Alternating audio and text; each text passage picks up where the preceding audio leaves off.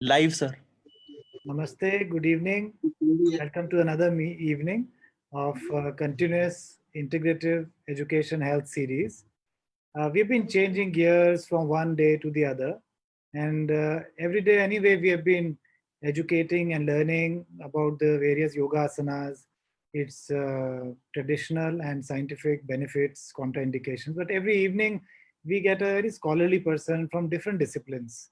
And the idea of this platform, which is the platform on behalf of Integrative Medicine Case Report, is to accommodate and understand the therapies outside the modern system, which have either not been included because they have not been tested as useful to treatment or diagnosis, or there hasn't been enough research, or for some reason there is cognitive bias in favor or against it, which has not encouraged research, or there hasn't been enough funding and investigators willing to take up that research. But we consider this platform as a very unique and open, cognitively neutral platform in which we are willing to understand, learn about all alternative interventions of any type, as long as they fall true to, or they are true to the rigorous science and rigorous methodology which is used to empower the intervention. So, in this regard and in this context, today is a very uh, different kind of a topic we have taken, and this is an astrological interpretation of life, a new frontier of research. So, a lot of my colleagues may think of astrology as something non-scientific, or they may themselves practice it but may not like to publicly declare it, and even in their homes their parents or their spouses or kids may be using it. So what is the harm in letting uh, the people, the experts who've been using it and taking advice of, to understand what is the theory behind it? So we invited one of the prominent and eminent astrologer, Dr. Archana. Welcome, Dr. Archana. I'll just formally introduce her to the audience. Dr. Archana is an international astrologer of expertise in numerology, Lal Kitab, Yantra Shastra, Vastu Shastra, and many of the related areas in Jyotish. In 2015, she was awarded the Best Vedic Astrologer of India. So it's a proud privilege to have her with us. She has been seen on Bhagya channel, daily shows, Janamdin Mubarak, which you might must have seen. Dr. Archana is also one of the rare new age and unconventional Vedic astrologer in India. She is very academic, and she is a PhD. She has made numerous accurate predictions in television. Dr. Archana began her journey to astrology in the year 1999 from Nangal Dam, Punjab, and that is where she is now joined us. She is live with us from Nangal Dam, Nangal town of Chandigarh, of Punjab. And today she is one of the fastest emerging global academicians in the field of Vedic Indian astrology, Lal Kitab, Yantra Shastra, and Vastu Shastra. Dr. Archana has touched the lives of people across the globe, from politicians to film stars to industrialists, and her astrological readings and predictions have impressed one and all. Apart from creating a strong presence in the field of astrology, Dr. Archana is also a philanthropist at heart. So she carries on with a lot of philanthropic activities, giving donations and charity and helping people. She's also a lifetime member of Red Cross Society and has headed the position of zonal and regional PRO of Lions Club. And she's also the member of Akhil Bhartiya Jyotish Sansthan. So that's a long CV, and it is more, even more longer to read. But I will stop here and request her to please educate us all. The people out here are from yoga, from life science, from Ayurveda. Physicians are there. Then people from Latin America, USA, European Union are there. Some people, although it is late night in Australia and New Zealand, some of them are also our subscribers. We have about 11,029 subscribers as of now, and our all the views together have almost crossed 1.5 million in last 137th day today. So you have a lot of a very varied audience. So despite that, आप चाहें तो हिंदी में बोल सकते हैं, आप अंग्रेजी में नहीं चाहें तो उनकी बेटी श्रुति is here with us. Shruti will help her talk in Hindi to be translated in English wherever necessary. Otherwise हम लोग हिंदी में भी बात थोड़ी इंग्लिश में भी करेंगे. हमारा उद्देश्य रहेगा कि हम समझें कि एस्ट्रोलॉजी है क्या और मेडिकल एस्ट्रोलॉजी क्या है और क्या इसका कोई आधार है भी कि नहीं है, और क्योंकि हमारा उद्देश्य तो है कि हम बीमारी का रोकथाम करें और उसके लिए ऐसे टूल्स उजागर करें कि हम उसे पहले ही माप लें और पता कर पाएँ कि बीमारी कब तक चलेगी, ठीक होगी कि नहीं होगी, और उसमें चाहे आयुर्वेद का सहारा लें, चाहे सिद्धा का सहारा लें, चाहे योग प्राणायाम करें। तो अलग-अलग पैमानों से और तरीकों से हमारा उद्देश्य एक ही होना चाहिए कि हम बीमारी को प्रिडिक्ट कर पाएँ, टेस्ट कर पाएँ और उसका ट्रीटमेंट यानी रोकथाम कर पाएँ। तो क्योंकि आप तो इतने सारे लोगों से कनेक्टेड हैं, आज पूरी रात आपसे पता चला आप सो नहीं पाए और आप पूरी आपके इंटरनेशनल क्लाइंट हैं, तो आपने फिर भी टाइम निकाला, इसके लिए आप बहुत-बहुत आपका धन्यवाद भी। और हमें प्लीज़ बताइए आप थोड़ा-सा ब्रीफली कि ये ज्योतिष है क्या? एस्ट्रोलॉजी है क्या और इसका आधार क्या? और अगर हम साइंटिस्ट लोगों को कुछ सवाल हुए तो प्लीज़ आप उसको भी निवेदन है कि एक्सेप्ट करके कोशिश कीजिएगा कि जवाब दे पाएँ। थोड़े से डिफिकल्ट क्वेश्चन्स होंगे। आपको वेलकम टू आवर प्रोग्राम। अब आपको मैं अपना माइक ऑफ कर देता हूँ। अब हम लोग आपका लेक्चर सुनेंगे। नमस्ते, गुड इवनिंग। मैं हूँ डॉक्टर अर्चना आज आपके साथ, और मेरा सौभाग्य है कि आप सबके साथ मैं आज हूँ। और सबको जय श्री राम, सबको बहुत बहुत बधाई कि आज हमारे आराध्य देव श्री रामचंद्र जी की जन्मभूमि पर हमारा भूमि पूजन हो चुका है। और हमारे यशस्वी प्रधानमंत्री श्री नरेंद्र भाई मोदी जी ने इसका बहुत शुभ अवसर हमें दिया और खुद भी भूमि पूजन और शिलान्यास किया, और हम आभारी रहेंगे, इतिहास आभारी रहेगा उनका। और सबसे ज्यादा कृपा रही श्री राम जी की कि इतने इंतजार के बाद ये दिन आया, पूरे विश्व के लिए कल्याणमय हो ये दिन, और राम जन्मभूमि पे राम मंदिर का बनना, और होगा भी। पूरी धरती के हर जीव सुकून पाएंगे इससे, मेरा ऐसा मानना है। क्योंकि राम जन्मभूमि सिर्फ राम जन्मभूमि पर मंदिर बनना ही नहीं, वहां का वास्तु कुछ इस तरह का होगा कि जो भी वहां जाएगा सुकून और लाभ और सुख पाएगा। और मुझे लगता है पहला सबको सुकून चाहिए होता है, मन का सुकून हो, सुख हो, तो सब कुछ मिल गया। और वहां आप वास्तु के हिसाब से इस तरह की चीजें देखेंगे, नवग्रह की और 27 नक्षत्रों की, वृक्ष और वहां के मंदिर, शिलाएं, हर चीज बोलती नजर आएंगी आपको। वास्तु के हिसाब से बहुत अच्छी तरह से बनाया गया है। और अब हम चर्चा करते हैं ज्योतिष पे। सबसे पहले आपको ज्योतिष का परिचय कराते हैं। सर्वप्रथम ज्योतिष शास्त्र का परिचय कराते हैं कि प्राचीन समय से हमारे ऋषि मुनि ने इस जगत के सभी कारणों को जानने का प्रयास किया और अन्वेषण के द्वारा इस संसार के सभी कार्यों के कारणों को जाना। First of all, let me introduce you to the concept of astrology. In India, in ancient India, in fact, our saints tried to explore and understand the reasons and the causes behind various happenings around the world.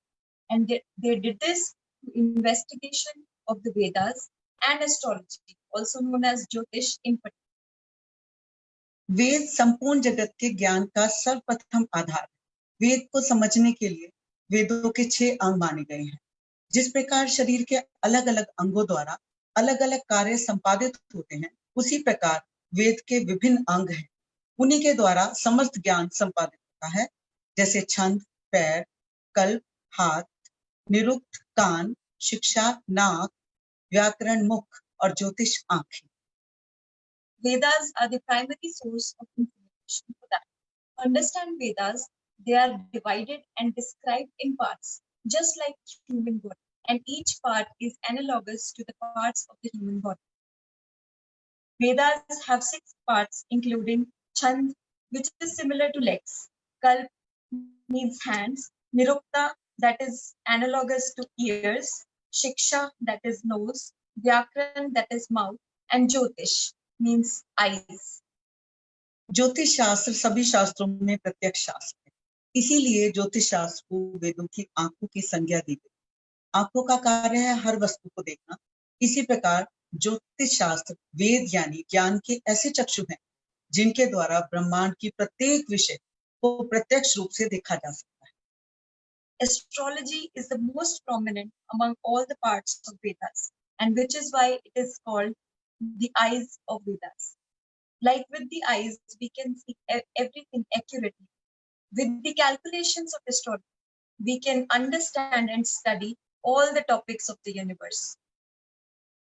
व्यक्ति के जन्म के समय जो ग्रह ब्रह्मांड में गोचर कर रहे होते हैं वह उसी प्रकार व्यक्ति के जन्म लगन में स्थापित हो जाते हैं. जन्म लगन क्या होता है ये आगे आगे आप जानेंगे. और एक ज्योतिष शास्त्र के ज्ञाता के लिए इंसान के जन्म कुंडली उसके संपूर्ण जीवन का आईना होती है. By the calculations involved in astrology, the snapshot of planets at any given time, at the birth time of any particular person, is converted to a birth chart, which then becomes a mirror to that person's life for an astrologer. ज्योतिष विज्ञान ज्ञान का एक ऐसा चक्षु है जो यह प्रत्यक्ष देख सकता है कि कब कौन सा ग्रह कहाँ गोचर करेगा, कोई ग्रह कब मार्गी चल रहा है और कोई ग्रह कितने अंश पर कौन सा ग्रह वक्री होकर वक्री चाल चलेगा. यहाँ मैं आपको बता दूं कि मार्गी का अर्थ सीधी चाल चलना है और वक्री का जब कोई ग्रह उल्टा होकर अपनी उल्टी चाल से चलने लग जाता है. कौन से ग्रह संयुक्त होकर किस राशि में गोचर करेंगे. कई बार एक राशि में कई ग्रह इकट्ठे संयुक्त हो जाते हैं, लेकिन वो जैसे ब्रह्मांड में होंगे वैसे जब कोई बच्चा या व्यक्ति जन्म लेगा तो उस वक्त उसकी कुंडली में एज इट इज प्रभावित होंगे. इसी सब ज्ञान के आधार पर ज्योतिष शास्त्र द्वारा संसार में घटने वाली हर घटना का ज्ञान, उसके परिणामों का ज्ञान, सब कुछ प्राप्त हो जाता है. कब कोई ग्रहण लगेगा, क्या उसके परिणाम होंगे, कई 100 साल क्या हजारों वर्ष पूर्वानुमान लगा लिया जाता है. चाहे वो सूर्य ग्रहण हो या चंद्र ग्रहण हो, उसकी हजारों साल पहले गणना कर ली जाती है और ज्योतिष में जो गणना की जाती है कालांतर में वो प्रत्यक्ष दिखाई भी देती है. Astrology is a science which studies positions and transitions of various planets, also called grahas, and their effects on the world and the human body. For example, the planets which are moving in their own direction, which is when the planet is said to be Marg, and the planets and the ones which are moving in opposite direction, which is when the planet is said to be Vakri. Which planets are coinciding, and the various sun signs and moon signs in which these planets are transiting. All these observations and calculations together help us to predict the upcoming events in the world very accurately. For instance, the interpretations on solar and lunar eclipse and their effects on the lives, which is going to happen even after 100 years, can be made very accurately through the mathematical calculations involved in astrology. जिस प्रकार ग्रह गोचर कर रहे होते हैं उसी प्रकार उनका प्रत्यक्ष प्रभाव संपूर्ण ब्रह्मांड, पूरे संसार, आकाश, धरती, पाताल हर जगह देखने को मिलता है और मानव शरीर व मानव जीवन पर भी पड़ता है. इसीलिए कहा गया है यथा पिंडे तथा ब्रह्मांडे. जिस प्रकार ब्रह्मांड के अंदर सूर्य, चंद्र आदि सभी ग्रहों और नक्षत्र का संचालन होता है उसी प्रकार की स्थिति शरीर में भी विद्यमान होती है. इसी कारण वेदों में सूर्य को शरीर की आत्मा कहा गया है और चंद्रमा मनसो जातः यानी चंद्रमा मन का कारक. और यहाँ ये बात बता दूं कि ये सच होता है कि चंद्रमा 2.25 दिन में एक राशि में अपना चक्कर पूरा करता है. जब वो ट्रांजिट करता है तो 2.25 दिन एक राशि में रहता है. सबसे तेज चलने वाला ग्रह है और उससे हमारा मन वाकई इतना प्रभावित होता है कि जब भी हम कभी भी किसी से मिल रहे हों, आज हमें वो कोई बहुत अच्छा लगेगा, कल बहुत बुरा लगेगा, परसों हो सकता है बहुत ज्यादा अच्छा लगने लगे और हमें लगे कि ये बुरा हमें लगा ही क्यों था. ये सब मन की भावनाएं होती है और कई बार हम बिना बात के बहुत खुश हो जाते हैं किसी छोटी सी बात से. कई बार बड़ी से बड़ी बात हमें खुश नहीं कर पाती या नाराज नहीं कर पाती क्योंकि चंद्रमा मन का था. The planetary positions in the universe at any given time directly affects the world in various aspects of human life. The movements of planets are very much similar to the movements and synchronized with the human body, like the sun and the moon and the various nakshatras. The human body is very much compared to the planets, which are called grahas, where the sun represents the soul and the moon signifies and predicts the mood of a person. इसी प्रकार सभी ग्रह, नक्षत्रों और तारापुंज को हमारे शरीर में सारे के सारे जो विद्यमान हैं वो अपना पूरा प्रभाव डालते हैं। अतः अगर अपने शरीर को, अपने अंतःकरण को जान लिया तो सारे ब्रह्मांड को जान लिया। ज्योतिष शास्त्र के 3 भेद हैं। ज्योतिष शास्त्र में भी 3 भेद कहे गए हैं, सिद्धांत, संहिता और Howrah. This way, by studying these planets and nakshatras, we can understand the human body, the soul, and the moon, and thus can gain knowledge for the whole universe. The science of astrology can be divided into 3 parts, namely Siddhant, Sanhita, and Hora. And now Dr. Archana will explain to you in detail the evolution of Jyotish astrology and its various parts, which is just announced. ज्योतिष का सर्वप्रथम ग्रंथ वेदांग ज्योतिष कहा गया है। सिद्धांत, त्रुटि, सिद्धांत की बात करते हैं तो उस ज्योतिष के इस भेद में सबसे सूक्ष्म मान यानी कि त्रुटि 1 सेकंड का 43,20,000वां भाग त्रुटि कहलाता है। बहुत छोटा, बहुत छोटा। वहां से शुरू करके, वहां से प्रारंभ करके प्रलय काल तक की गणना इसके अंतर्गत आती है। पंचांग और वैध यंत्र इसके अंतर्गत आते हैं। वैध यंत्र उसे कहते हैं जिसके द्वारा ग्रहों को देखा जा सकता है, जो कि आप जयपुर और दिल्ली के जंतर मंतर में विद्यमान है, बहुत से लोगों ने देखे भी होंगे। इन विषयों को सिद्धांत ज्योतिष में समाहित किया गया है, जिसमें सूर्य सिद्धांत, बृहस्पति सिद्धांत, सिद्धांत शिरोमणि भास्कराचार्य द्वारा विरचित अनेक ग्रंथ लिखे गए। आर्यभट्ट द्वारा विरचित आर्यभट्टियम लिखा गया ग्रंथ है। लगध मुनि द्वारा विरचित वेदांग ज्योतिष का प्रथम स्वतंत्र ग्रंथ माना गया है, जो कि 1400 BC यानी कि ईसा से 1400 वर्ष पूर्व इस ग्रंथ की रचना हुई। अब आप समझ सकते हैं कि ज्योतिष कितना पुराना ज्ञान है और विज्ञान है, और इसके बारे में और हम धीरे धीरे लंबा जान सकते हैं बार बार। फिर इसके दूसरा ज्योतिष का भेद आता है संहिता, जिसमें संपूर्ण संसार समाज के हितों से संबंधित विषयों पर विचार किया है। इसे संहिता कहा जाता है। संहिता स्कंद नाम का एक ग्रंथ है, जो बहुत पुराना ग्रंथ है। ग्रहाचार, ग्रहवर्ण द्वारा फल निर्धारित करना, इसमें बहुत सारी चीजें आती हैं, जैसे कि कृषि, वृष्टि, पर्यावरण, शकुन, सामुद्रिक विज्ञान, वास्तु विज्ञान, मुहूर्त, उल्का, आकाशीय पिंड, विशेष घटनाएं, भूकंप, भूजल, वृक्ष विज्ञान, चिकित्सा विज्ञान, भूगर्भ विज्ञान और भूजल, वृक्ष चिकित्सा, भूगर्भ विज्ञान, पशु पक्षी लक्षण और वनस्पति स्वप्न ज्योतिष, भौतिक चिकित्सा, रसायन विज्ञान, आपदाओं का इनके इस संहिता में पूर्वानुमान आदि अनेक विषयों पर लगा दिया जाता है और उसकी रेमेडीज भी हो जाती हैं। जैसे कि कृषि में सबसे पहले आ जाता है कि भाई कब हमें बीज बोना चाहिए, उसका मुहूर्त का विचार किया जाए, कब फसल काटनी चाहिए, मतलब आपके ग्रह जो किसान है, जिसका खेत है, उसके ग्रह क्या कहते हैं, करने वाले के ग्रह क्या होते हैं, और कब वर्षा होगी, कैसा मौसम रहेगा, शकुन विचार, यानी कि हम कब कोई भी शुभ कार्य करने जाते हैं तो कई बार लोग कहते हैं कि बिल्ली रास्ता काट गई या छींक आ गई, तो ऐसे शकुन, अच्छे शकुन भी होते हैं। जैसे मेडिसिन खाते हुए अगर किसी को छींक आ जाए तो बहुत अच्छी मान ली जाती है। तो इसी तरह बहुत सारे शकुन होते हैं कि जब आप खेतों में बीज बो रहे हैं या मौसम, बारिश को जब भी आने वाली हो, ओले पड़ने वाले हों, तो बड़े सारे पशु पक्षी द्वारा पता लग जाता है। जब भी कोई जहाज डूबने वाला होता है तो सबसे पहले चूहे भाग जाते हैं, और जब भी कोई खास मौसम का या कोई भूकंप आने वाला हो, प्रकोप हो, तब पशु पक्षी बहुत तेजी से अलग आवाज में बोलना प्रारंभ कर देते हैं, जिसको समझना इस सारी संहिता विज्ञान में है, जो हमारी ज्योतिष का एक वो है। इसमें वराहमिहिर विरचित बृहद संहिता सबसे प्रसिद्ध इसका ग्रंथ है, और जो कि नारद संहिता, बृहदबाहु संहिता आदि भी इसके बहुत प्रसिद्ध ग्रंथ माने गए हैं। अब तीसरी बात करते हैं ज्योतिष के तीसरे भेद की, होरा, जिसमें किसी व्यक्ति की जन्म तिथि, जन्म समय व जन्म स्थान के आधार पर जन्म पत्रिका का निर्माण कर फल कथन गणना के अनुसार किया जाता है। और आज के वर्तमान समय में ज्योतिष का होरा शास्त्र सर्वाधिक प्रचलित है। इसके भी 5 भेद हैं और इस भेद की हम चर्चा करेंगे। इसी 5 भेदों से हम जन्म पत्रिका देखते हैं।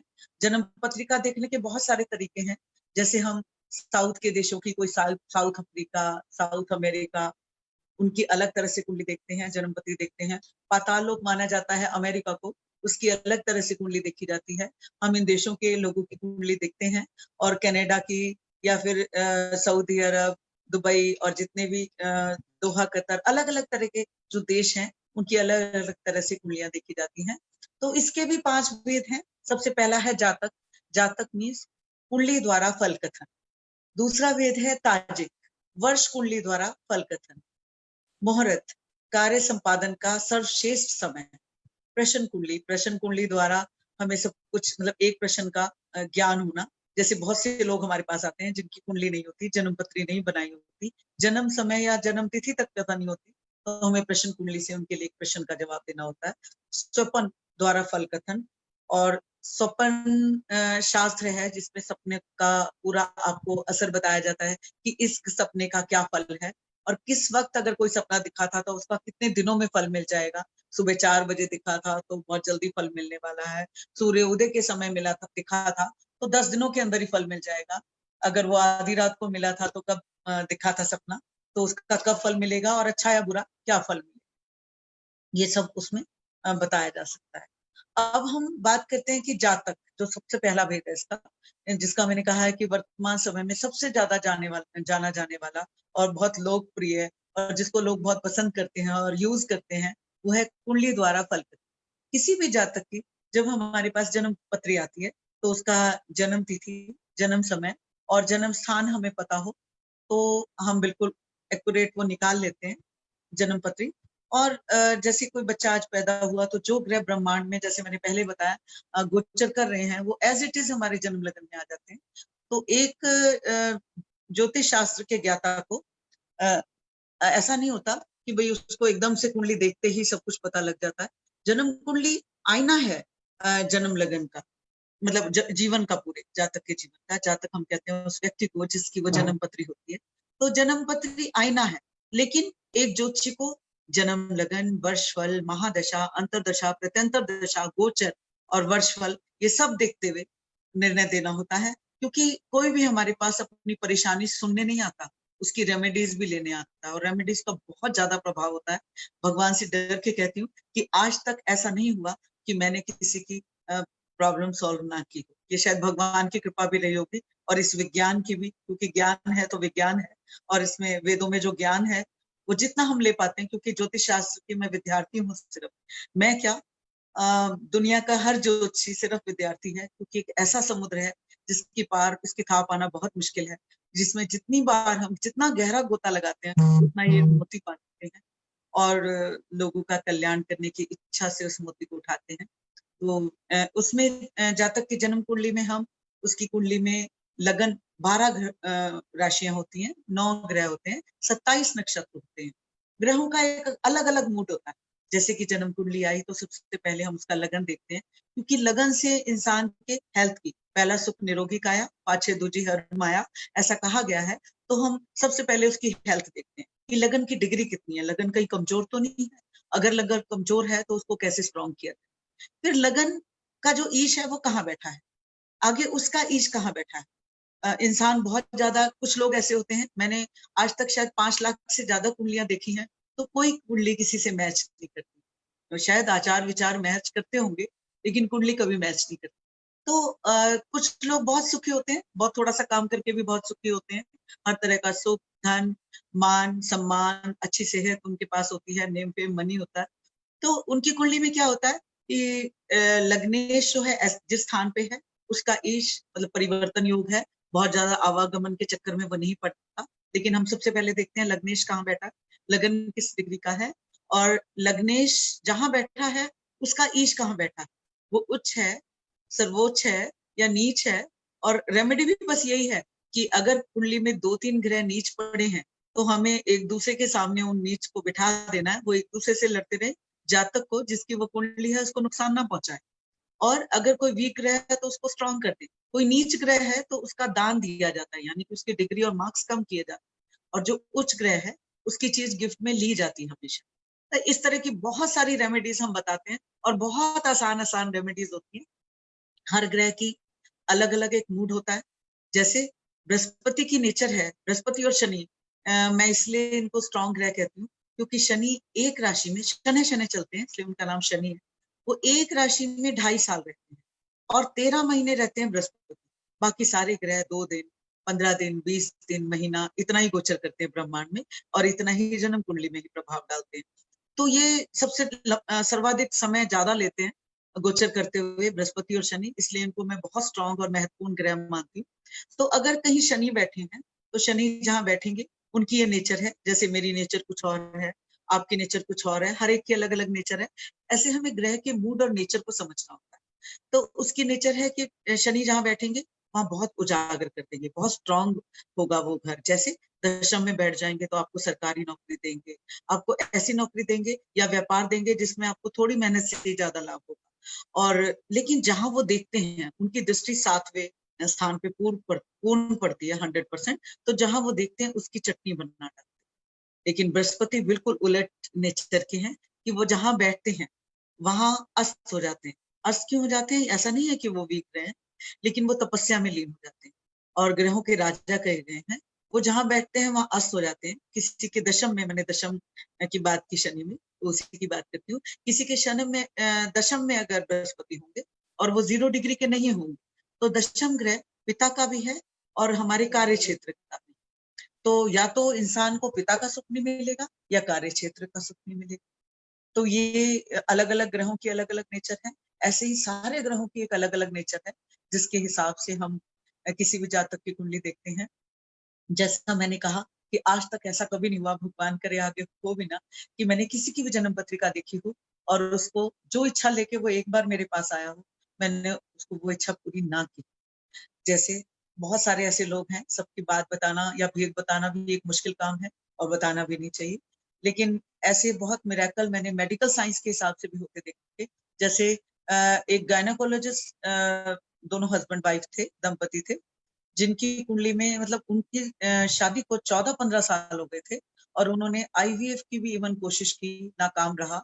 मैंने दोनों की जन्म पत्रिका देखी, दोनों को उपाय कराए और अच्छे से उपाय कराने के बाद 90 दिन में हमने उन्हें कहा था कि अच्छा रिजल्ट आना चाहिए और फिर उन्होंने कहा हम सिर्फ आईवीएफ के लिए जाएंगे, क्योंकि बहुत 16 साल 15-16 सालों में हमने सब कुछ करके देख लिया और वो फर्स्ट टाइम में उनको बहुत ज्यादा मतलब लाभ हुआ और उनको संतान ने जन्म लिया उनके घर में। दूसरी संतान ने जन्म लिया, बहुत अच्छी बात थी मेरे लिए। और ऐसे बहुत सारे लोग हैं जो 7 साल, 5 साल, 10 साल शादी के हो गए और निराश हो गए, परेशान हो गए, क्योंकि हर कोई चाहता है कि हमारा वंश बढ़े आगे। हम बच्चों की इच्छा सभी को होती है, या फिर किसी के बच्चे नहीं पढ़ रहे, बहुत जिद्दी हैं या बहुत मेहनत कर रहे हैं, उनको फल नहीं मिल रहा या जॉब नहीं मिल रही, बहुत बेकार बैठे हैं, मेहनत भी कर रहे हैं, या फिर मन बहुत बेचैन रहता है। सबसे ज्यादा समस्या आती है कि मानसिक स्थिति बहुत डामाडोल होती है लोगों की। तो हम चंद्र की स्थिति देखते हुए चंद्र कुंडली द्वारा उसका बहुत अच्छा निदान करते हैं और होता भी है, लोगों में बहुत इफेक्ट आता है। बल्कि कुछ ऐसे बच्चे जो कि मानसिक रूप से कमजोर थे, एक तो ऐसा बच्चा जिसको ना बोल सकता था ना सुनाई देता था। ऐसा नहीं मैं कहूंगी कि वो एकदम बोलने लग गया या उसको एकदम बिना मशीन के सुनने लग गया, नहीं, मशीन लगाई गई, ट्रीटमेंट हुआ, लेकिन वो बच्चा फॉरेन में जाके फर्स्ट प्राइज लेके आया किसी अच्छे से गेम में और बहुत अच्छी गाड़ी चला के बहुत अच्छा बिजनेस चला रहा है आज। मुझे बहुत हैरानी और इस शास्त्र पे बहुत यकीन हो जाता है फिर। और मैं मानती हूँ कि जब मैं पढ़ती थी तो मुझे इतना यकीन नहीं होता था जितने अब एक्सपेरिमेंट के बाद यकीन होता जाता है। और आज तो मुझे ऐसा लगता है कि अगर आप और हम बात कर रहे हैं तो ये भी हमारे ग्रह गोचर, अदरवाइज कुछ नहीं कर सकते हम ग्रहों के बिना, हम सिर्फ कठपुतली मात्र हैं। ये मैं अपने इतने सालों के मतलब आप ये समझ लीजिए 20 साल का मेरा एक्सपीरियंस है, तो उसके बलबूते पे कह रही हूँ। और भगवान से डर के कहती हूँ कि कोई ऐसा काम नहीं है ज्योतिष में। हाँ, ये नहीं मैं कहती कि 100% एक सी कुंडलियों को लाभ मिल जाता। कभी कभी किसी की कुंडली अच्छी होती है, उसे हम बहुत अच्छा कर देते हैं। कभी कभी वीक होती है तो हम उसे थोड़ा अच्छा कर देते हैं। कभी कभी हद खराब होती है। मेरे पास एक ऐसी माता अपने पुत्र की कुंडली लेके आई जिसके पुत्र में, मतलब माता के अनुसार, माता ऐसा कभी नहीं कहती, लेकिन मदर ने कहा कि कोई ऐसा ऐब ही नहीं है जो मेरे बेटे में ना हो। मैं विडो हूँ, मेरा बेटा है, ना तो वो पढ़ता है ना उसका चरित्र ठीक है, वो चोरियां बहुत करता है। मैं दुखी हो गई उससे। क्या कुछ ऐसा हो सकता है? कुछ हो सकता है तो ठीक है, नहीं तो मेरे पास मर जाने के अलावा कोई वो नहीं है, चारा नहीं। मैंने इसकी कुंडली देखी, कुंडली हूबहू यही कह रही थी। कुंडली में 4 ग्रह केंद्र में ही नीच थे। मैंने उस चारों ग्रह में उनका निदान किया रेमेडी की, किसी को उच्च किया, किसी को स्ट्रॉन्ग किया, जो जैसे जैसे जो कर सकती थी मैंने सब कुछ किया, और हमारे पास 6 महीने के अंदर बहुत अच्छा रिजल्ट था। और आज वो बच्चा बहुत अच्छा पढ़ रहा है, और मतलब उससे अच्छा बच्चा किसी को नहीं कहा। तो और हम क्या कहेंगे, बीमारी में हम इसका निदान कर लेते हैं। बहुत सारी बीमारियों के लिए हमने लोगों को ठीक किया। ऐसा नहीं है कि उन्होंने दवाइयां लेना बंद कर दी, लेकिन उनको दवाइयों का असर दिखने लगा। बहुत सारी चीजें हुई, लेकिन कभी कभी ऐसा भी हुआ कि किसी की हमें दिखाई दी कि जीवन शेष नहीं है, उसके बाद भी आउट ऑफ लव अगर हमने प्यार से सोचा, सम्मान के साथ सोचा कि हम कुछ करें उनके लिए, तो हमने महामृत्युंजय पाठ के लिए बहुत बार हम दीपक जलाते हैं और पंडित संकल्प लेके महामृत्युंजय के पाठ करते हैं। लेकिन मेरे एक पिता तुल्य, मेरे बहुत ही प्यारे भाई हैं, उनके पिताजी के लिए जब मैं कराने लगी ये पाठ, तो दीपक एक बार नहीं जला, दूसरी बार नहीं जला, तीसरी बार नहीं जला। ये घटना मुझे बहुत मतलब रुला गई थी, लेकिन और ये दिख रहा था कि उनके जीवन शेष नहीं है, और ऐसा हुआ भी। तो ऐसे बहुत बार हमें पता भी लग जाता है जन्म पत्रिका में कि ये कार्य होगा ही नहीं, तो भगवान के आगे नतमस्तक होने के अलावा कुछ चारा भी नहीं होता। थैंक यू डॉक्टर इसी तरह अर्चना। से बाकी जो भेद है, जैसे स्वपन जी। थैंक यू, बहुत अच्छे से आपने सारा थ्योरी बताई और बताया कि नक्षत्रों से या प्लैनेट से पता चल सकता है बॉडी का, सोल का। एंड आपने 5 लाख पत्रीज देखी है। It is a big honour to have you on our platform. And thank you Shruti for translating everything in English. आपने अच्छे से अंग्रेजी में हमारे जो श्रोता बाहर के हैं, दे वर able to understand what Dr. Archana was saying. Thank you for being a very good translator. And you mentioned that you mentioned medical science. आपने चिकित्सा की बात की, तो एकदम मेरी रुचि एक वैज्ञानिक होने के नाते बढ़ गई कि हम लोग ये सोचते हैं कि सारा ज्ञान, काफ़ी सारा मेडिकल ज्ञान जो है आनुवांशिक है, पारिवारिक है, यानी नहीं जेनेटिक, जीन बेस्ड है।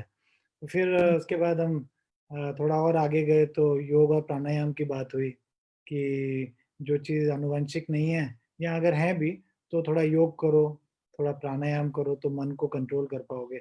आज आपके लेक्चर को सुन के अब लग रहा है कि न केवल जेनेटिक और ना ही केवल योग प्राणायाम पूरा करेगा, अब आपने एक और इस को और कॉम्प्लेक्स बना दिया है कि अब तो नक्षत्रों का ज्ञान जानना होगा। तो फिर तो डिजीज प्रिडिक्शन बहुत मुश्किल हो जाएगा।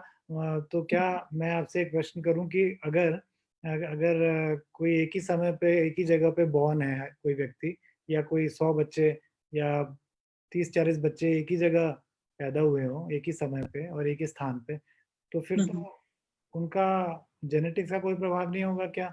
क्या उनका योग प्राणायाम करने से कोई डिजीज मॉडिफिकेशन नहीं होगा? क्या वो एक जैसे ही जिएंगे क्योंकि उनके नहीं नहीं, नक्षत्र है? ऐसा नहीं है। हर एक की जन्म कुंडली अलग अलग होगी, क्योंकि जन्म समय बिल्कुल एक नहीं होगा। एक ही जगह पे पैदा होने से एक जैसे नहीं हो जाएंगे, और एक ही घर में पैदा होके एक घर में रहते हुए एक जैसे नहीं हो जाते। सब कुछ अलग अलग होता है, और हर एक की राशि अगर एक भी हो ना, राशि तो बहुत छोटी सी बात है। नक्षत्र और नक्षत्र का चरण पे हम पैथी करते हैं। जैसे अगर किसी का पूर्वाषाढ़ा नक्षत्र है, तो पूर्वाषाढ़ा नक्षत्र में गन्ने ने जन्म लिया है, तो हम गन्ने की जड़ से उसको लाभ दे देते हैं। ऐसे बहुत से रोगी मैंने ठीक किए। इस 7.5 चल रही है धनु राशि पे, और बहुत बुरी हालत में थे, ब्लड कैंसर और कहीं ऐसे हैं। ये नहीं कि वो दवाई नहीं ले रहे और उन्होंने इलाज नहीं कराया, सब कुछ कराया, लेकिन आज वो बिल्कुल ठीक है। मतलब एक छोटी सी पैथी से, कि नक्षत्र की पैथी से बहुत लाभ हो जाता है।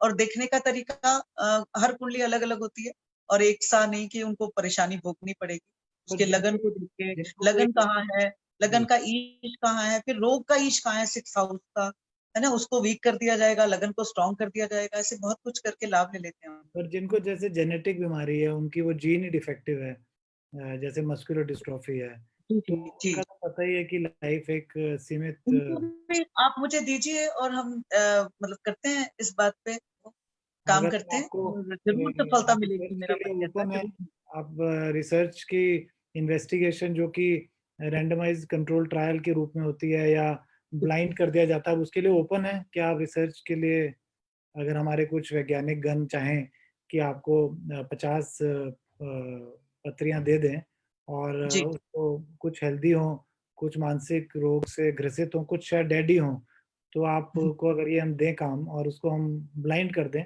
और पता आपको ना बताएं कि कौन से को क्या बीमारी है, तो इस रिसर्च में आप शामिल होना चाहेंगे? आप ओपन? बिल्कुल बिल्कुल, मैं शामिल होना चाहूंगी और मैं पूरी कोशिश मेरी रहेगी इस पे काम करके आपको बताने की, और बहुत लाभ हम दे पाएंगे, और अगली बार आप, मुझे लगता है कि कहेंगे कि हाँ बहुत लाभ हुआ उन सब, ये बहुत अच्छा और मैं होगा। सबको बताना चाहूंगी, देखना चाहूंगी, उपाय भी कराना चाहूंगी। मेरे जरिए अगर किसी को लाभ पहुंचता है तो मैं सौभाग्यशाली हूँ। बहुत बढ़िया। एक हमारे रीटा आइजैक हैं, वो पूछ रही हैं, ma'am what is the number 2 numerology and it's ruling planets influence on it? Number 2 का क्या न्यूमरोलॉजी में क्या सिग्निफिकेंस है और उसे कौन सा प्लैनेट रूल करता है, इन्फ्लुएंस करता है? किसका? Number 2. नंबर 2। अच्छा, नंबर 2 ऐसा है। हाँ, ऐसा है, नंबर 2 उन्होंने अपनी डेट ऑफ बर्थ बताई। ये हो गया ड्राइवर नंबर, एक होता है फिर कंडक्टर नंबर, जैसे कि 2 मार्च 19, ये उसको जोड़ के क्या बनता है, फिर उसके लिए कौन से मतलब वो है कि जो पॉजिटिव नंबर हैं वो बता दिए जाते हैं। नंबर की नंबर से ही पैथी की जाती है, वही लाभदायक रहती है, क्योंकि आपके जन्म लगन कुछ और कहता है लेकिन नंबर कुछ और कहता है। नंबर की पैथी नंबर से ही की जाती है।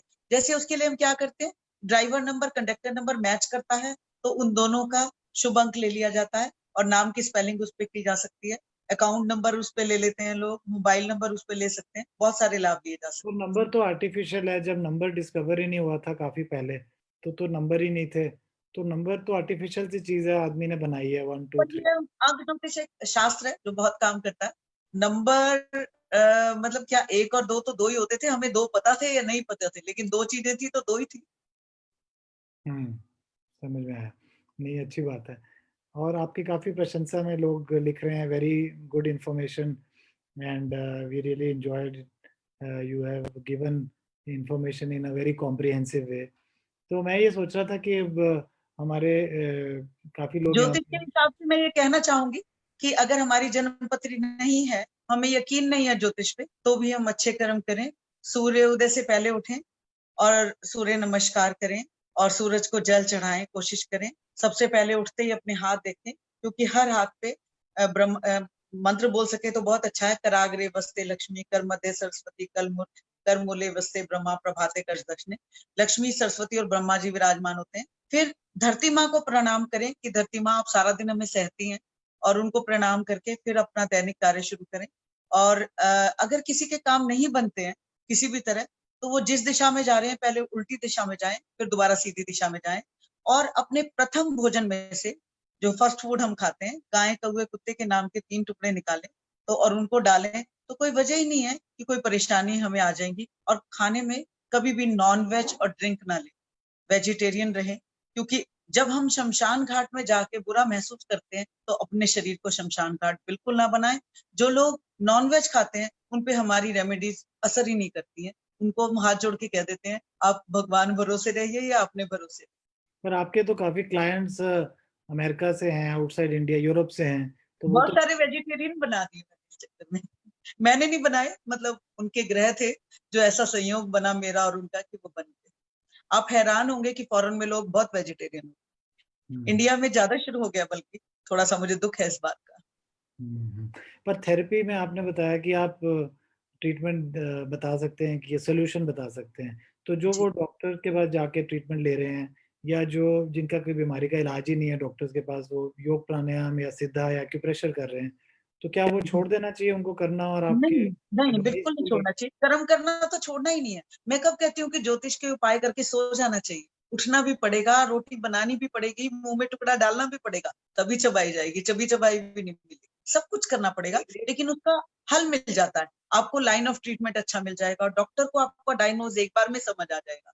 नहीं तो स्पेशलिस्ट भी कई बार गलती कर जाता है, ऐसा मैंने बहुत देखा। पर हम लोग जैसे मेडिकल डॉक्टर्स में देखें, तो वो कोई अगर पेट का डॉक्टर है, तो वो मोर और लेस अगर कोई कॉन्स्टिपेशन है तो वो 3 4 दवाइयों का उन्हीं में से चूज करके कोई दवाई देगा।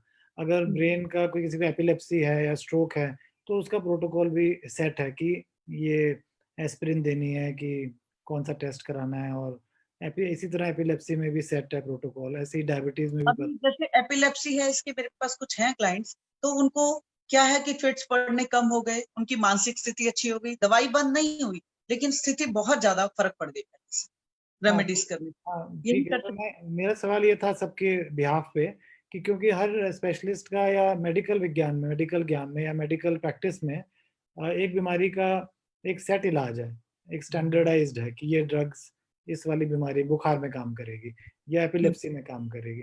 तो ऐसे ही क्या, जैसे आप एस्ट्रोलॉजर हैं, मेडिकल एस्ट्रोलॉजर हैं, फिर यही स्टैंडर्ड और यही प्रिस्क्रिप्शन और मेडिकल एस्ट्रोलॉजर भी देने चाहिए, ऐसा है क्या? स्टैंडर्डाइज्ड हैं आपकी ट्रीटमेंट्स या अलग अलग है?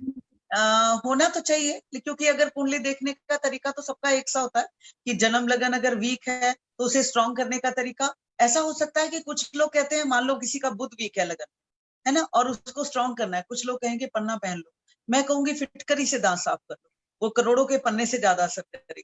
ऐसे थोड़ा सा फर्क हो सकता है। जैसे हर डॉक्टर के पास आप जाएंगे, 4 अच्छे से अच्छे स्पेशलिस्ट के पास जाओ, हर एक का लाइन ऑफ ट्रीटमेंट और सब कुछ अलग होगा। इसी तरह से हो सकता है थोड़ा बहुत फर्क हो, लेकिन तरीका तो एक ही होना चाहिए। जी, हम लोग वैसे काफी बार ऐसा करते हैं, जब हमारा एक स्टडी था डायबिटिक योगा प्रोटोकॉल, तो अबाउट 60 मिनट्स का प्रोटोकॉल था। स्टैंडिंग आसना, सिटिंग आसन, लाइंग डाउन आसन, प्रोन आसन, फिर प्राणायाम एंड मेडिटेशन। वो गवर्नमेंट का ही प्रोटोकॉल है, आयुष मिनिस्ट्री का। तो उसमें हम लोगों ने उसका इफेक्ट देखा कि डायबिटीज कंट्रोल हुई कि नहीं हुई। तो उसमें इसी स्टडी में नहीं, और स्टडीज में भी पूरे 100% रिजल्ट नहीं आते। कुछ में आए 30-40% में शुगर कंट्रोल हो गई, कोलेस्ट्रॉल भी कम हो गया, कुछ में नहीं भी हुआ। ऐसे ही कई डॉक्टर्स भी मानेंगे कि वो कुछ दवाइयों में जब वो ट्रीट करते हैं कुछ पेशेंट्स को, तो कुछ में आता है रिस्पांस, कुछ में नहीं आता है। तो कई लोग आगे जाते हैं कि उसकी जेनेटिक्स ऐसी थी तो रिस्पांस आया। कोई कहते हैं वो ड्रग जो थी उस मनुष्य में नहीं एक्टिव हो पाई, तो फिर एक नया फील्ड आया जिसे प्रिसीजन मेडिसिन यानी पर्सनलाइज्ड मेडिसिन कहते हैं। तो इस तरह से भटक रहा है ये फील्ड, मतलब इवॉल्व हो रहा है फील्ड मेडिसिन का। तो क्या ऐसे वाले व्यक्तियों में जिनमें योग का असर नहीं आया या दवाई का असर नहीं आया, वो हो सकता है कि प्लानिटरी इफेक्ट्स हो, तो अगर उसको हम 2 ग्रुप में बांट लें और आपको उनकी पत्रियां दे दें तो आप बिल्कुल हो सकता है, लेकिन सभी में 100% फायदा नहीं होता। ये मैं कुंडली देख के बता सकती हूँ कि कितना परसेंट फायदा होगा। जरूरी नहीं कि भाई ये दावा कर दिया जाए कि बिल्कुल ही ठीक किया जा सकता है। कई बार 70%, कई बार 80%, 90% और कई बार 99% इफेक्ट आ जाता है। तो तो देख के इसमें कुंडली पता लगता है। अगर अच्छे ग्रह हैं तो बहुत अच्छा कर सकते हैं, लेकिन अगर बहुत ही खराब है तो ठीक कर सकते हैं। तो ये सारा का सारा जो प्रोसीजर है, मेथोडोलॉजी है, सभी लोग जानना चाहेंगे जो सुन रहे हैं कि क्या उसको हम एक एसओपी बना सकते हैं, स्टैंडर्ड ऑपरेटिंग प्रोसीजर। जैसे हम कोई डीएनए आइसोलेशन करते हैं तो उसका प्रोसीजर है स्टेप 1, स्टेप 2, स्टेप 3। तो ऐसे ही ट्रीटमेंट का भी प्रोटोकॉल होता है कि ये होगा तो ये करना है, फिर ये करना है। तो कोशिश इस तरह करते का हैं, इस पर काम करते हैं, जरूर करते हैं। ताकि वो स्टैंडर्डाइज होगा तो फिर हम उसे इंटरवेंशन दे पाएंगे। कुछ को देंगे, कुछ को नहीं, और दोनों का कंट्रोल और टेस्ट का रिजल्ट कंट्रोल उसको कंपेयर कर पाएंगे साइंटिफिकली, जैसे कि हम और ड्रग डिस्कवरी प्रोग्राम में करते हैं, या योगा प्रोटोकॉल का लाभ हुआ या नहीं हुआ उसमें करते हैं। तो ये बड़ी अच्छी बात है कि आप you are open to this, कि आपको ये ओपन हो। और एक लता अरोड़ा जी का सवाल है, मूलांक इज 5, मूलांक अच्छा is 5 and total number is 9, kindly advice. पता नहीं क्या मतलब है इस बात का, क्या पर क्या? इन्होंने पूछा है मूलांक is 5 and the total number अच्छा, इज अच्छा 5 नंबर है बुध का। बहुत टोटल बोलने इज में बहुत 5 तो अच्छे। Total is 9। तो 9, काइंडली एडवाइस, मुझे तो समझ ठीक है। नहीं आया, आपको आ गया होगा। अच्छा, ड्राइवर नंबर अगर 5 है या कंडक्टर नंबर, दोनों में से कोई भी, और वो 9 है, टोटल जोड़ उनका जो है 9 है, तो 9 नंबर मंगल का है, 5 नंबर बुध का है। और बुध अगर कुंडली में भी स्ट्रांग है तो बोलना बहुत अच्छा आना चाहिए, बहुत चतुर होना चाहिए, हाजिर जवाब, और अपने काम में, व्यापार में बहुत निपुण होना चाहिए, बहुत अच्छे व्यापारी हो सकते हैं। मंगल 9 नंबर है, तो या तो बहुत अच्छे हो सकते हैं या बहुत बुरे भी हो सकते हैं। गुस्सा है तो भड़क भड़क के बोलने वाले हो सकते हैं, मंगल का प्रभाव ऐसा होता है। लेकिन अगर शांत हो जाते हैं तो प्यार से कोई जो मर्जी चाहे मांग ले, ऐसे लोग होते हैं। बाकी 5 और 9, 5 का लकी नंबर, 1 और 2 पे अपनी स्पेलिंग और सारे मोबाइल नंबर इनका जोड़ ले लिया कीजिए, बहुत लाभ होगा। अगर ऐसे लोग जिनके 5 नंबर वाले और 9 नंबर वाले और उनके काम नहीं बन रहे हैं, तो उनको 1, 2 और 3 नंबर से बहुत सहायता मिल सकती है। बल्कि 1, 2, क्योंकि 5 है, 5 के लिए 3 नहीं अच्छा, 1, 2 और 6 नंबर से बहुत सहायता मिल सकती है। बाकी तो अपने नाम की स्पेलिंग का जोड़ किसी अंक ज्योतिषाचार्य से करा लें। एक पे अगर वो खत्म होती है, नाम अपना बदल लें, एक अकाउंट खोल लें और फिर देखें उसका कमाल। ऐसी कोई आपने रिसर्च आपके मेडिकल एस्ट्रोलॉजी में या एस्ट्रोलॉजी इन जनरल हुई हो, जिसमें काफी बड़े सारे एक ग्रुप में लोगों ने प्रिडिक्शन की हो बीमारी की, ऐसी कोई आपको जानकारी हो? मैंने एक स्टडी पढ़ी थी, रॉयल सोसाइटी ऑफ मेडिसिन थी या रॉयल सोसाइटी के जर्नल में थी। उसमें कुछ जो लोग डेड थे, जिनको इमरजेंसी में डेथ हो गई थी, उन लोगों का रेट्रोस्पेक्टिवली यानी उनकी हाथ की रेखाओं को लेके उन्होंने एनालाइज किया था। तो उन्होंने पाया कि लगभग 90% प्रिडिक्शन ठीक था लाइफ लाइन से। हालांकि ये आपने इस सब्जेक्ट को आज नहीं टच नहीं किया, आपने इसके बारे में हस्तरेखा के बारे में नहीं बताया। प्रेडिक्शन हाँ गलत होती नहीं है, जरा सा भी ज्योतिष शास्त्र का ज्ञाता हो। संपूर्ण ज्योतिष शास्त्र को जानना तो बहुत मुश्किल काम है।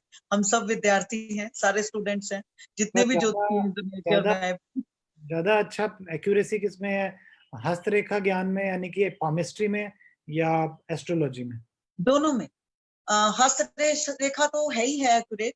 अगर किसी की जन्म समय और जन्म तिथि सही है, जन्म स्थान सही है, तो वो भी एक्यूरेसी पूरी है। हाँ, अगर थोड़ी सी जन्म समय में गड़बड़ हो जाए तो गड़बड़ हो सकती है। जैसे कुछ लोग कहते हैं हमारा जन्म का समय शाम का है 4 से 7, शाम 4 से 7 में तो बहुत अलग अलग तरह के ग्रह और नमांश आ जाए। हमने तो ऐसी वो स्टडी करने मुश्किल। की कोशिश की थी वैसे। कुछ लोग थे जो किसी बीमारी से ग्रसित थे, तो पर लेकिन अधिकतर लोगों की डेट ऑफ बर्थ ही नहीं याद थी, टाइम ऑफ बर्थ ही नहीं याद था, तो हम वो एनालिसिस नहीं कर पाए। पर लेकिन हम लोगों ने उनका हाथों की तस्वीर खींच के रख ली थी, और वो बीमार व्यक्ति थे, उनकी डेथ 5 साल में निश्चित थी। और ऐसे ही लगभग 31 लोग हमने और लिए थे जो हेल्दी थे कम्प्लीटली, और को उनकी भी फोटोग्राफ्स ले ली थी और कोडिंग कर दी थी। फिर उनको मिक्स कर दिया था हमने, और मिक्स करके हमने एक डॉक्टर विनोद शास्त्री हैं, जयपुर के वाइस चांसलर थे, अभी रिटायर हुए हैं, और एक डॉक्टर त्रिपाठी जो देहरादून में कोई यूनिवर्सिटी के वीसी हैं, वो दोनों ज्योतिष हैं, उनमें बांट दिया था। मतलब एक सेट इनको दे दिया था, एक सेट इनको दे दिया था। तो उनको नहीं बताया था कौन से हेल्दी हैं और कौन से जिनकी मृत्यु निश्चित है। तो हमारे मिलते जुलते रिजल्ट आए थे। मतलब ऐसा नहीं था कि इन्होंने भी करेक्ट बता दिया हो कि इन 25 लोगों की डेथ पक्की निश्चित है, और ना त्रिपाठी जी बता पाएगी निश्चित है। तो वैसे आपका क्या 99% एक्यूरेसी रहती है, और कभी कभी ऐसा होता है कि अकाल मृत्यु का योग भी किसी का बन जाता है, उसमें मुश्किल हो जाती है 1%, अदरवाइज रहती है एक्यूरेसी। पर फोटोग्राफ पे ये कर सकते हैं एनालिसिस, या हाथ छूकर आवश्यक है? नहीं, फोटोग्राफ से नहीं कर सकते, बिल्कुल नहीं कर सकती। मुझे तो नहीं आता, और मुझसे बहुत ज्ञानी बैठे हैं लोग, वो कर सकते हो, तो मैं नहीं कह सकती। मैं फोटोग्राफ से नहीं, मुझे हाथ का चित्र और date of birth, time of birth, place of birth, ये 4 चीजें चाहिए। नहीं, हम नहीं चाहते थे कि वो हाथ छू के उनको आइडिया भी लगे कि ये बीमार है, क्योंकि थोड़ा आइडिया हाथ को देख के हेल्थ का लग जाता। हमने फोटो खींच ली थी, और मिक्स करना था, ब्लाइंड करना था, क्योंकि साइंटिफिक। फोटो देख के नहीं आइडिया। ठीक है। आई थिंक ये बहुत अच्छी चर्चा रही। Doctor Archana, thank you for coming with us and sharing all the vast experience. 5 lakh लोगों को आपने देखा है, और कुछ तो इस ज्ञान में होगा जो इतने बड़े बड़े सेलिब्रिटीज, पॉलिटिशियंस, और आप पूरी रात पूरे वेस्टर्न वर्ल्ड को सेवा दे रहे हैं, और आप चैरिटी भी करते हैं, आप PhD भी हैं, so you are an academician. तो thank you for coming, and thank you Shruti for joining and translating into English. And I think this gave us food for thought. हम लोगों को एक काफी सोचने को काफी कुछ मिला है, और इससे हम रिसर्च, आपने खुद ही अग्रीमेंट दिया है कि इसी प्लेटफॉर्म के माध्यम से कि आप ओपन हो रिसर्च के लिए, तो हम चाहेंगे हम रिसर्च करें और फिर देखें, और आपको भी अच्छा लगेगा कि ये कितना खरे उतरता है in the scientific analytical tools को यूज करके। बट लगता है कि बहुत काफी बहुत जल्दी आप श्रुति को ज्योतिषाचार्य के रूप में देखेंगे। अंग ज्योतिष की बहुत अच्छी पढ़ाई कर रही है, और मुझे लगता है अगली बार आप इसको भी सुनेंगे। All the best Shruti, thank you for joining us. हम थैंक सभी की तरफ से आपको बहुत बहुत अभिनंदन, बहुत बहुत धन्यवाद।